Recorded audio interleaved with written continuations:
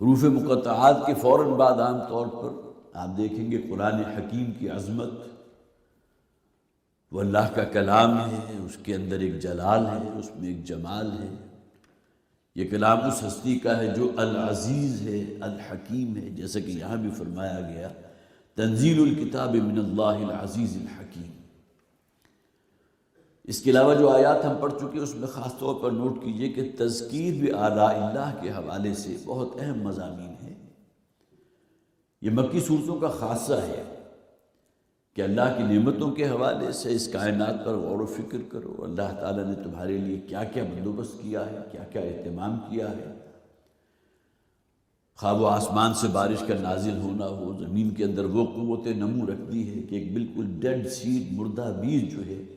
وہ ایک تناور درخت کی شکل میں تبدیل ہو جاتا ہے۔ پھر نہ صرف یہ کہ تمہارے رزق کا بندوبست کیا، بلکہ جملہ حیوانات کے رزق کا بندوبست بھی اللہ نے کیا ہے۔ یہ تمام چیزیں ہیں جو ان آیات میں ہم نے پڑھی، لہذا نوٹ کیجئے جو تیسری آیت ہے ان فی السماوات والارض لآیات للمؤمنین، یقیناً اس زمین و آسمان پر غور کرنے والوں کے لیے، اور خاص طور وہ جن پہ دل میں ایمان موجود ہے، لآیات للمؤمنین، ان کے لیے بڑی بڑی نشانیاں ہیں اللہ کی معرفت کی، اللہ کی پہچان کی۔ اور اس کے بعد اگلی ہی آیت میں فرمایا گیا وفی خلقکم، تمہاری اپنی تخلیق میں کتنی بڑی نشانیاں ہیں، کیا تم نے خود اپنے آپ کو پیدا کیا؟ پھر ہم نے تمہیں قوت بصارت دی ہے، قوت سماعت دی ہے، تفقہ دیا ہے، غور و فکر کرتے ہو۔ پھر یہ کہ قوت بازو بھی رکھی ہے، شجاعت رکھی ہے، ذہانت دی ہے۔ وفی خلقکم وما یبث من دابۃ، اور کتنے ہی چوپائے اللہ نے پھیلا دیے، کیا ان کی تخلیق تم نے کی ہے؟ جس بھینس کا یا گائے کا یا بکری کا دودھ پیتے ہو، کیا اس بکری کو، بھینس کو، گائے کو تم نے تخلیق کیا تھا؟ تو یہ تمام چیزیں کیا ہیں؟ لآیات لقوم یوقنون۔ اگلی آیت ختم ہوئی کہ یہ بڑی نشانیاں ہیں ان لوگوں کے لیے جو یقین رکھنے والے ہیں، لقوم یوقنون۔ اس کے بعد دو آیات چھوڑ کر ہم نے جو پڑھا، بلکہ اس سے ہی اگلی ہی آیت میں واختلاف اللیل والنہار، یہ دن اور رات کی جو گردش ایام ہے، لیل و نہار کی جو گردش ہے، اس پر بھی کبھی غور کیا تم نے؟ وما انزل اللہ من السماء، اور آسمان سے اللہ نے جو بارش نازل فرمائی، فاحیا بہ الارض بعد موتہا،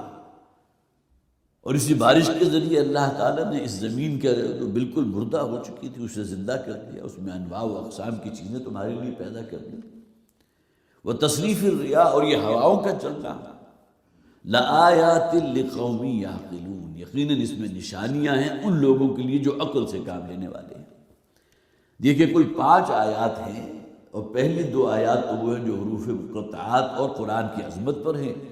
اور اس کے بعد اگلی 3 آیات میں پے در پہ یہ الفاظ ریپیٹ کیے گئے، لآیات للمؤمنین، لآیات لقوم یعقلون، لآیات لقوم یوقنون۔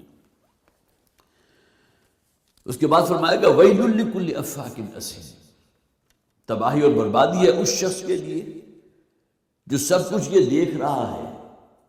ہر شخص کی نگاہ کے سامنے ہے، لیکن اس کے باوجود اس نے جھٹلا دیا اللہ کے کلام۔ جھوٹ کو اس سے بڑا جھوٹا شخص کون ہوگا کہ اس کی فطرت اس بات کی گواہی دے رہی ہے کہ اس کائنات کا ایک خالق اور مالک ہے، اور اس کی حسن تدبیر سے یہ نظام چل رہا ہے، لیکن یہ کہ ویل لکل افاک اثیم یسمع آیات اللہ تتلی علیہ، وہ سنتا ہے اللہ کی آیات کو، اپنے کانوں سے سنتا ہے۔ نہ صرف یہ کہ اپنے کانوں سے سنتا ہے، بلکہ محمد رسول اللہ صلی اللہ علیہ وسلم کی زبان سے سنتا ہے۔ ثم یصر مستکبرا، اس کے باوجود ہٹ درمی اور ضد اور جو تقدس ہے ان کے ذہنوں کے اندر اپنے آبائی دین کا، اس پر اس درجے وہ مصر ہے اور اس درجے مستکبر ہو چکا ہے، اس کے اندر گھمنڈ اور غرور اس درجے کا ہے کہ لم یسمع، گویا کہ اس نے کچھ سنا ہی نہیں۔ فبشرہ بعذاب علیم، تو اس شخص کو تو اے نبی صلی اللہ علیہ وسلم آپ نوید سنا دیجئے بہت ہی المناک عذاب کی، بہت دردناک عذاب کی۔ 8 آیات مکمل ہوئی جن کے خلاصہ میں نے آپ کے سامنے رکھا۔ آگے فرمایا وَإِذَا عَلِمَ مِنْ آيَاتِنَا شَيْئًا اتَّخَذَهَا هُزُوًا، اور جب ہماری آیات میں سے کچھ ان کے علم میں آتی ہے، وہی بات ہے نا کہ جس شخص کے دل کے اندر کوئی کھوٹ یا بیماری ہوگی تو وہ تو منتظر رہتا ہے کسی ایسی آیت کے نازل ہونے کا کہ جس پر وہ اعتراض کر سکے، استہزاء کر سکے، کوئی مذاق اڑا سکے۔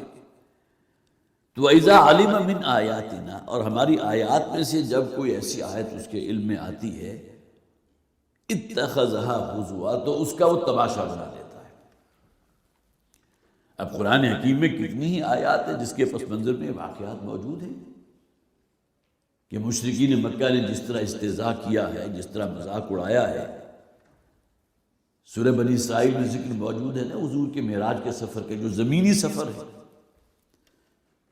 جب وہ آیت مبارکہ نازل ہوئی، سورہ بنی اسرائیل مکی صورت ہے، سبحان الذی اسریٰ بعبدہ لیلا من المسجد الحرام الی المسجد الاقصی۔ بڑی بابرکت اور بہت ہی اعلیٰ عرفہ ہے وہ ذات جو اپنے بندے کو راتوں رات، لیلاً، راتوں رات لے گئی مسجد حرام سے مسجد اقصی تک۔ حالانکہ اس زمانے میں تو اس سفر میں کم سے کم 1 ہفتہ 2 ہفتے لگتے ہوں گے، لیکن یہ کہ جب یہ آیا مبارکہ سنی ان مشرکین عرب، مشرکین مکہ نے، تو جو انہوں نے پھر طوفان کھڑا کیا، جو واویلا اٹھایا کہ ہم تو پہلے ہی کہتے تھے کہ ان کا اصل میں معاذ اللہ دماغ چل گیا ہے۔ اب یہ ایسی باتیں کرنے لگے ہیں جو کسی طرح سمجھ میں آنے والی ہیں ہی نہیں، مجنون ہیں، معاذ اللہ ثم معاذ اللہ۔ بہت ہی انہوں نے، اور جسے آپ کہیے کہ بڑا تمسخر بھی اڑایا، کیسے ممکن ہے کہ راتوں رات جو ہے اللہ اپنے ایک بندے کو لے جائے، وہ مسجد حرام سے مسجد اقصی تک کا 2 ہفتوں کا سفر راتوں رات طے کر لے۔ بڑا مذاق اڑایا گیا۔ اور اسی موقع پر بعض حضرات کے علم میں ہوگا، والد محترم یہ واقعہ سنایا کرتے تھے کہ ابو جہل جو ہے وہ تو خوشی سے بڑا پھولے نہیں سما رہا تھا کہ اب یہ موقع ہے کہ میں لوگوں کو بتاؤں گا کہ جس کو تم نے اپنا نبی قرار دیا اس کا تو دماغ ٹھیک نہیں ہے، معاذ اللہ۔ لہذا لوگوں میں بھی اس نے منادی کی، اور پھر یہ کہ حضرت ابوبکر کے پاس پہنچا، تمہیں معلوم ہے کہ تمہارے صاحب کیا کہہ رہے ہیں کہ وہ راتوں رات جو ہے وہ مسجد حرام سے یہاں مکہ سے لے کر اور بیت المقدس تک کا سفر کر گئے۔ تو حضرت ابوبکر نے کیا کہا؟ اگر انہوں نے کہا ہے تو بالکل سچ کہا ہے۔ صدیق اکبر اسی لیے کہلاتے ہیں نا۔ تو معلوم ہوا کہ یہ جو ہے اس طرح آیات اللہ کا تماشا بنا دینا، اس کا استہزاء اور مذاق اڑانا۔ اسی طرح پچھلی صورت میں ہم نے پڑھا تھا زقوم کے درخت کا ذکر، اس کا بھی تذکرہ ہو چکا۔ جب وہ آیت مبارکہ نازل ہوئی تو پھر وہ تمسخر اور استہزاء اور مذاق کہ دیکھو یہ کیا بات کر رہے ہیں کہ جہنم جہاں آگ ہی آگ ہے اور اس کی تہ میں سے ایک درخت اگے گا۔ آج تک یہ بات کسی نے کہی ہے جو بقائم ہوش و حواس کہ آگ میں بھی کوئی درخت اگ سکتا ہے، آگ میں بھی کوئی شے نشو و نما پا سکتی ہے۔ اب اس آیت کو بھی اتخذھا ہزوا جو الفاظ آئے میں نے ابھی آپ نے پڑھ کر سنائے، جب بھی کوئی ایسی آیت نازل ہوتی ہے تو فوراً اس کا مذاق اڑا لیتے، استہزاء ہے۔ اسی طرح جب سورہ مدثر کی وہ آیت نازل ہوئی تھی علیہا 19، جہنم پر ہم نے 19 داروغہ فرشتے مقرر کر دیے، تو اس کا بھی مذاق اڑایا کہ چلیے ٹھیک ہے۔ ایک بہت طاقتور شخص وہاں موجود تھا مکہ میں، اس نے کہا ان میں سے کوئی 10-12 کو تو میں سنبھال لوں گا، باقی کا بندوبست تم کر لینا۔ تو وَإِذَا عَلِمَ مِنْ آيَاتِنَا شَيْئًا اتَّخَذَهُ هُزُوًا، جب ان کے علم میں کوئی آیت آتی ہے قرآن کی، کوئی ایسی کہ جس پر یہ کوئی ڈیرا ڈال سکے اور اس کو ہدف تمسخر بنا سکیں، ہدف تنقید بنا سکیں، اتخذها هزوا، تو اس کو پھر وہ ٹھٹھا اڑاتے ہیں، مذاق اڑاتے ہیں۔ اولئک لهم عذاب مہین، اس وقت تو انہوں نے کچھ مزے بھی لے لیے، لوگوں کے اندر بھی بڑا خوب جو ہے ہوا ہو گئی، خوب تالیاں پیٹ دی، لیکن ذرا یاد رہے انہیں کہ انہیں بہت دردناک اور اہانت والا مہین، انتہائی اہانت آمیز عذاب سے ان کا سابقہ پیش آنے والا ہے۔ وَمِن وَرَائِهِمْ جَهَنَّمْ، اور ان سے آگے جہنم بھی تو منتظر ہے ان کی۔ ورا کے لفظ جو ہے یہ دونوں معنی میں آتے ہیں، آگے بھی اور پیچھے بھی، جیسا کہ قرآن حکیم میں آیا مبارکہ بھی موجود ہیں کہ ان کے اوڑھنے جو ہوں گے، اوڑھنیاں وہ بھی جہنم کی آگ ہوگی اور بچھونے بھی جہنم کی آگ ہوگی۔ اسی طرح گویا کہ ان کے آگے بھی آگ ہے جہنم کی اور پیچھے بھی آگ ہے۔ یہاں یہ بھی مراد ہے کہ اب جو مرنے کے بعد کی جو اب عالم برزخ ہو یا وہ پھر عالم آخرہ ہو، اب جس آگ کا یہ نوالا بنیں گے یا جس کے اندر جھونکے جائیں گے، وہ جہنم ہے جو ان کی منتظر ہے، اور جہنم ان کا تعاقب بھی کر رہی ہے۔ حضور نے بھی اپنی ایک حدیث میں فرمایا تھا نا کہ میری اور تمہاری مثال ایسے ہے گویا کہ ایک آگ کا بہت بڑا گھڑا روشن ہے اور تمہیں وہ نظر نہیں آ رہا، تم اپنی نفس پرستی کے اندر، دنیا پرستی کے اندر اور اپنا جو جھوٹا دین ہے اس پر اس درجے مصر ہو، وہی استکبار کا لفظ مصر ثم یصر مستکبرا، کہ تم اسے نہیں دیکھ رہے، اور میں تمہیں تمہارے کپڑے پکڑ کر کھینچ کر تمہیں وہاں سے بچانے کی کوشش کر رہا ہوں۔ آگے بھی جہنم ہے اور جہنم ہی ان کے تعاقب میں ہے۔ وَلَا يُغْنِي عَنْهُمْ مَا كَسَبُوا شَيْئًا، اور کسی کام نہیں آئے گی ان کے کوئی شے جو انہوں نے اس دنیا میں کمائی۔ سمجھتے تھے نا کہ اس مسجد حرام کو آباد رکھنے والے تو ہم ہیں، انما یعمر مساجد الحرام، جو کہ اب مسجد حرام کو بڑا آباد رکھنے کا دعویٰ کرتے ہیں، حاجیوں کو پانی پلانا ہے، ان کے لیے رہائش کا بندوبست کرنا ہے، ان کے کھانے پینے کا اہتمام کرنا ہے، انہیں سہولتیں فراہم کرنی ہیں، اور یہ ان کا تھان وتیرہ تھا، ایک دوسرے سے سبقت لے جانے کی کوشش کرتے تھے۔ تو وَلَا يُغْنِي عَنْهُمْ مَا كَسَبُوا، تو بظاہر جن چیزوں کو یہ نیکیاں سمجھ کے کرتے بھی رہے، ان میں سے کوئی شے ان کے کسی کام نہیں آئے گی، کوئی فائدہ نہیں پہنچا سکے گی۔ وَلَا مَتَّخَذُوا مِن دُونِ اللَّهِ أَوْلِيَاءَ، اور نہ ہی وہ کہ جنہیں انہوں نے اللہ کے سوا اپنا معبود قرار دے دیا تھا۔ ایک تو وہ دیوی اور دیوتا تھے کہ جن کے سامنے سجدہ ریز ہوتے تھے، اپنی دانی سے سمجھتے تھے کہ فرشتے اللہ کی بیٹیاں ہیں، یہ ان کی مورتیاں ہم نے یہاں بنا کے سجا رکھی ہیں، لات ہے، عزا ہے، منات ہے، یہ تینوں کی تینوں نام جو قرآن میں بھی موجود ہیں، تینوں مؤنث ہیں، دیویاں ہیں۔ اور پھر یہ کہ ان میں سے وہ بھی تھے جو جنات کی پرستش کرتے تھے، جنات کی پوجا کرتے تھے۔ اور آپ کے علم میں ہوگا کہ آج ایسا ایک گروہ موجود ہے کہ جو شیطان کو خدا مانتا ہے، اور شیطان کے لیے ہی جو کوئی مراسم عبودیت ہو سکتے ہیں وہ اس کے لیے بھی کرتے ہیں، وہ ان کا خدا ہے، شیطان ہی کو جو ہے وہ سجدہ بھی کرتے ہیں، وہ سمجھتے ہیں کہ ہمارا خدا شیطان ہے، سیٹن۔ تو یہ فرقہ تو آج بھی موجود ہے، شیطان کو اپنا خدا سمجھتا ہے، شیطان کے پیروکار، شیطان کی پوجا کرنے والے، شیطان کو خدا سمجھنے والے۔ تو اولیاء میں سب آ گئے، جو بھی خواہ وہ حضرت عیسیٰ علیہ السلام کو اللہ کا بیٹا سمجھتے ہوں، کہ تمام وہ لوگ کہ جو بھی حضرت عیسیٰ پر ایمان لے آئیں گے، حضرت عیسیٰ سورج پر چڑھ کر ان تمام کے گناہوں کا کفارہ ادا کر چکے، اللہ خیر سے اللہ، ختم ہوئی بات، اب کسی شریعت کی ضرورت نہیں ہے، بس عقیدہ ہونا چاہیے کہ حضرت عیسیٰ اللہ کے بیٹے ہیں، بس۔ تو وَلَا مَتَّخِذُوا مِن دُونِ اللَّهِ أَوْلِيَاءَ، اور اسی طرح مولانا مودودی رحمۃ اللہ علیہ نے یہ بھی کہا کہ جو ان کے مذہبی پیشوا ہیں، آج بھی آپ کو معلوم ہے مذہب کے نام پر جو بٹوارے ہوتے ہیں، اور جس طرح ایک دوسرے کے خلاف جو ہے وہ دھینگا بشتی ہوتی ہے، اور ایک دوسرے کے خلاف جو ہے کفر کے فتوے لگائے جاتے ہیں، سب کچھ آج بھی ہو رہا ہے نا۔